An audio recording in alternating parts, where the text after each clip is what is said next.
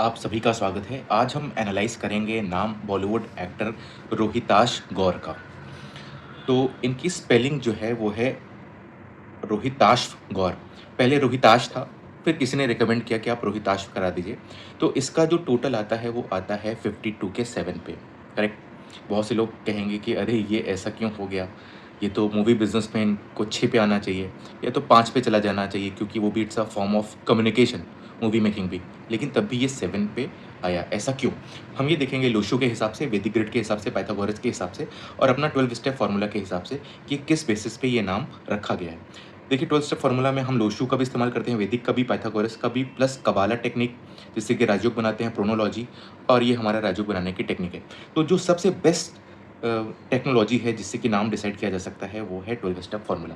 हालाँकि हम ये सिर्फ़ 3 स्टेप हम देखेंगे क्योंकि मार्केट में लोग सिर्फ़ यही 3 चीज़ें प्रैक्टिस करते हैं। मैक्सिमम तो लोशो ग्रिड प्रैक्टिस करते हैं, फिर उसके बाद वैदिक, और पाइथागोरस तो वेस्टर्न सिविलाइज़ेशन यानी कि अमेरिका, यूरोप में वो लोग फॉलो करते हैं।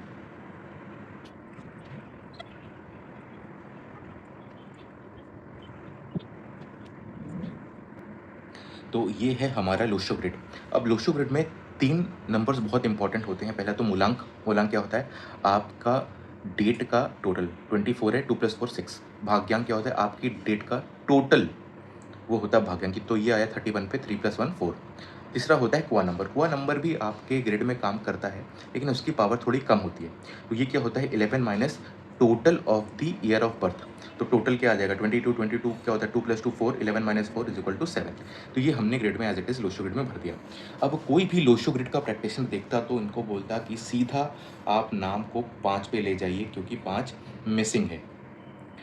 इससे क्या होता?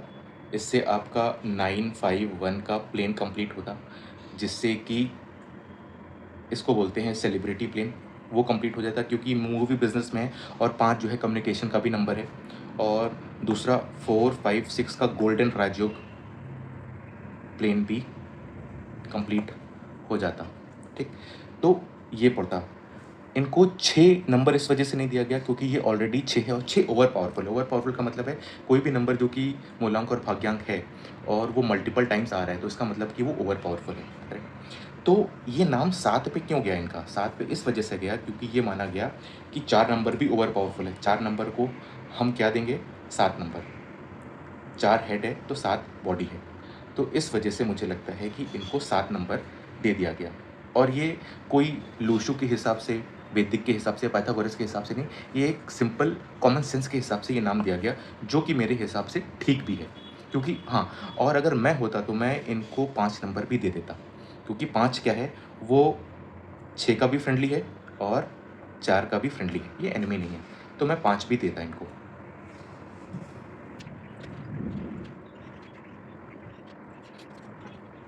ये है हमारी वैदिक ग्रिड। अब वैदिक ग्रिड को हम इस हिसाब से भर लेते हैं। तो 3 यहाँ से आया, 1, और 3 हमारा बैकसीटर नंबर। बैकसीटर नंबर क्या होता है? आपके ईयर ऑफ बर्थ के आखिरी 2 डिजिट का टोटल। और इसमें हम ईयर का सेंचुरी नंबर नहीं लेते हैं, यानी 19th सेंचुरी, ये सॉरी 20th सेंचुरी है तो 19 को हम नहीं लिखेंगे। लोशो ग्रिड में ये लिखते हैं, लेकिन वैदिक में हम ये नहीं लिखते। टोटल करने में हम लिखेंगे, लेकिन इसको ग्रिड में फिल नहीं करेंगे, ठीक है? और हमारा 4 2 बार आए तो ये हमने भर दिया। तो हम देखेंगे इस ग्रिड में नाम किस पे जाना चाहिए था? नाम या तो 3 पे जा सकता था, नाम या तो 1 पे जा सकता था, और नाम या तो 5 पे भी ले जा सकते थे, लेकिन 5 हम नहीं ले जाएंगे क्योंकि यहाँ पे बंधन योग बन जाएगा। तो देखिए ये वैदिक के हिसाब से भी इनका नाम नहीं जा रहा, तो इसका मतलब रोहिताश गौर ये वैदिक के हिसाब से भी नहीं रखा गया।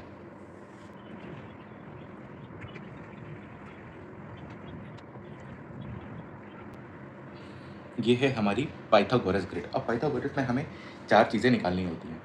पहला है heart desire number. Heart desire number क्या होता है? आपके नेम में जितने भी वॉवल्स होते हैं उनका टोटल। दूसरा होता है एक्सप्रेशन नंबर। आपके नाम का जितने भी अल्फ़ाबेट्स होते हैं उनका टोटल, उसको बोलते हैं एक्सप्रेशन नंबर। और आप देख रहे होंगे कि यहाँ पे मैंने वैल्यूज़ अलग लिए हैं और यहाँ पे वैल्यूज़ अलग लिए हैं। तो ये जो मेथड है ये है कैल्डियन। हमने कैल्डियन अल्फ़ाबेट्स कैल्डियन की न्यूमेरिक वैल्यूज़ हमने उठाई है और ये जो हमारे अल्फ़ाबेट की जो प्लेस वैल्यू है इंग्लिश अल्फ़ाबेट्स में वो वैल्यूज़ उठाई है। तो पाइथागोरस में हम ये फॉलो करते हैं। तो जैसे R 18 पोजीशन पे आता है, 1 + 8 9 हो गया।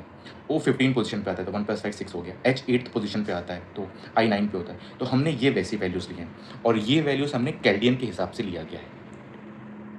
तो और हमने फिर उसका लाइफ पाथ क्या होता है, भाग्यांक 4 आ रहा है 4, मेजॉरिटी क्या होती है लाइफ पाथ प्लस एक्सप्रेशन, तो लाइफ पाथ हमारा 4 आ रहा है, एक्सप्रेशन हमारा 1 आ रहा है, तो ये 5 हो गया और हम इसको ऐसे भरते हैं 1 2 3 4 5 6 7 8 9। तो अब देखिए यहाँ पे मेरा भरने के बाद मुझे ये, तो ये नाम as per Pythagoras not recommended, ये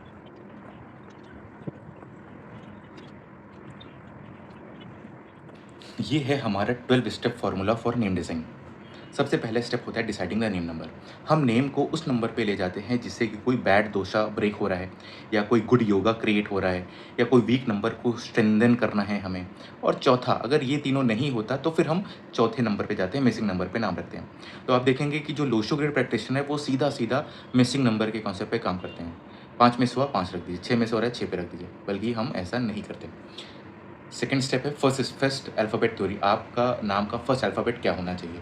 थर्ड है मल्टीपल अल्फ़ाबेट थ्योरी, कुछ कार्मिक और सेमी कार्मिक अल्फ़ाबेट्स होते हैं जिनको कि हम नाम में नहीं रिपीट करते या उसको कंसेक्यूटिवली नहीं लिखते।